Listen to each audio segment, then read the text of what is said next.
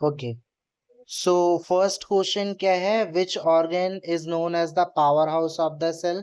सारी की सारी एनर्जी कहाँ स्टोर होती है, तो वो होती है माइटोकॉन्ड्रिया में।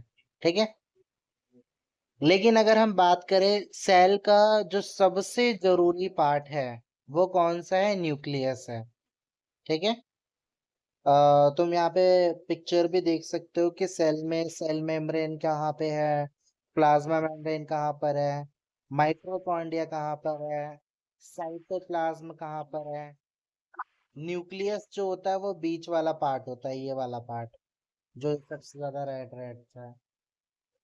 नेक्स्ट है, which of the following is the present in the plant cell but absent in the animal cell।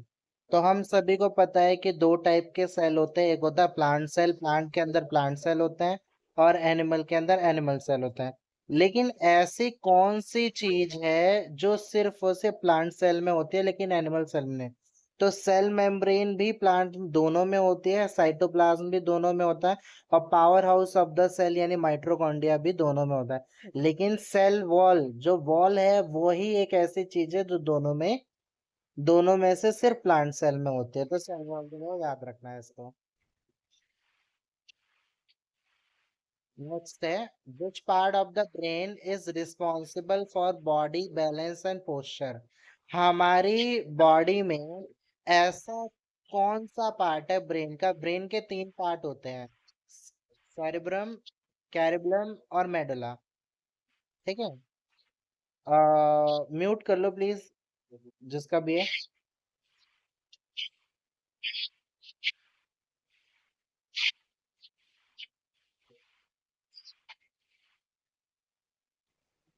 Brain के तीन टाइप होते हैं, पहला होता है सेरेब्रम, दूसरा होता है कैरिबलम, और तीसरा होता है मेडुला।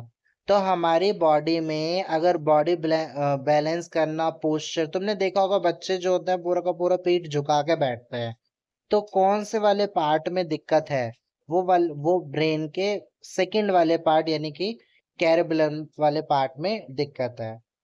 डाइजेस्टिव जूस की बात करें तो हमारे बॉडी में जो बाइल जूस जो कि डाइजेस्ट करने में बहुत ज्यादा हेल्प करता है, वो कहाँ पर मौजूद होता है, पेनक्रियास में, गॉल ब्लैडर में, लीवर में या स्टमक में। तो वो मौजूद होता है लीवर में। ठीक है, लीवर जो है वो बेसिकली वो भी प्योरीफायर का काम करता है। हाँ, ये वाला क्वेश्चन भी पूछा गया था कि ब्लड प्रेशर जो होता है नॉर्मली कितना होना चाहिए, तो 120 हार्ट बीट होनी चाहिए, और 80 जो है वो हार्ट रेस्टिंग होना, यानी 120 से 80 के बीच बीच में, 120 से 80 के बीच में होना चाहिए, जिसको हम बीपी बोलते हैं। विटामिन डेफिशिएंसीज, विटामिन की कौन कौन सी कमी से क्या क्या दिक्कत होती है। विटामिन ए की वजह से हमारी आंखें कमजोर हो जाती है, तो हमें रात में दिखाई नहीं देता, जिसको नाइट ब्लाइंडनेस कहते हैं। कैसे ठीक करें, फिश खाओ, नॉट अगर वेजिटेरियन हो तो ऐसी चीजें खाओ जिसके अंदर ज्यादा प्रोटीन हो, मिल्क पियो, ठीक है, और बाकी चीजें खाओ। विटामिन डी, विटामिन डी की वजह से रिकेट्स हो जाता है, यानी कि पैर जो होते हैं वो आपस में ऐसे मुड़ जाते हैं कि वो इंसान जो है वो सही से नहीं चल पाता है। तो किसकी वजह से होता है, सनलाइट ना लेने की वजह से होता है। क्या करना चाहिए, थोड़ी देर धूप में रहना चाहिए। विटामिन सी, जो चेहरे पे बिल्कुल ही ग्लो खत्म हो जाता है, विटामिन सी ज्यादातर जो है वो खट्टे फ्रूट्स में होते हैं, जैसे ऑरेंज हो गया, गुआवा हो गया, आंवला हो गया, इन सारी चीजों में हमें विटामिन सी मिलता है। यहाँ तक चीजें समझ में आई।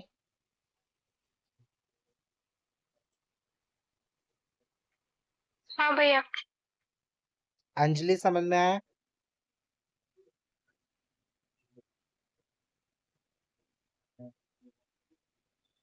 हाँ भैया। ओके, ये वाला क्वेश्चन भी पूछा गया था कि लीव्स के अंदर ऐसा कौन सा पार्ट है जो पौधे को ग्रीन रखने में हेल्प करता है, तो वो है क्लोरोफिल। लेकिन ऐसा कौन सा पार्ट है प्लांट सेल का जो बेसिकली पूरे के पूरे फूड को और वाटर को लेके जाता है। तो वाटर को ले जाने का काम पूरे प्लांट में वो दे रखा है जाइलम को। किसको दे रखा है? जाइलम को दे रखा है। और एक और होता है फाइलम या फिलॉम जिसको बोलते हैं, वो बेसिकली फूड ट्रांसपोर्ट करता है पूरे प्लांट सेल में। फिर बात आती है जेनेटिक्स की। जेनेटिक्स यानी कि अगर हम लोग टॉल हैं तो हमारे जो चाइल्ड होंगे वो शॉर्ट होंगे, टॉल होंगे, मीडियम होंगे। ये हमारे जेनेटिक्स पे डिपेंड करता है। जेनेटिक्स यानी डीएनए। तो इसकी जो खोज करी है, जिसको फादर ऑफ जेनेटिक्स बोला जाता है, वो कौन है? ग्रेगर मंडल है, जिसको जिरोजोवा मंडल भी बोलते हैं। ठीक है। तो ये फादर ऑफ जेनेटिक्स है। तो अगर डीएलएड का एग्जाम करना है क्लियर, तो उसके लिए तुम्हें 9th और 10th की जो एनसीईआरटी वाली बुक है, वो उसको थ्योरली पढ़ना पड़ेगा। मतलब उसमें जो बॉक्सेस दे रखे हैं उनको अच्छे से पढ़ना पड़ेगा। और सिर्फ डीएलएड के लिए नहीं, बल्कि एसएससी और जो बाकी एग्जाम्स होते हैं उनमें भी 9th और 10th की जो बुक्स होती हैं, उनमें जो बॉक्सेस दे रखे होते हैं वो बहुत ज्यादा पढ़ना होता है। और बायोलॉजी का जो पार्ट है उसमें वायरस, बैक्टीरिया, डिजीजेस के बारे में ज्यादा आता है कि विटामिन सी की कमी से क्या होता है, विटामिन डी की कमी से क्या होता है, कैसे प्रिवेंट कर सकते हैं। विटामिन के केमिकल नेम पूछे जाते हैं। डाइजेस्टिव सिस्टम ये पूछ लेते हैं कि लीवर कहाँ पे लोकेट होता है, और जो कौन बाइल जूस कहाँ पे बनता है। तो जितने ज्यादा एमसीक्यूज प्रैक्टिस करोगे वो तुम्हारा उतना ज्यादा क्लियर हो जाएगा।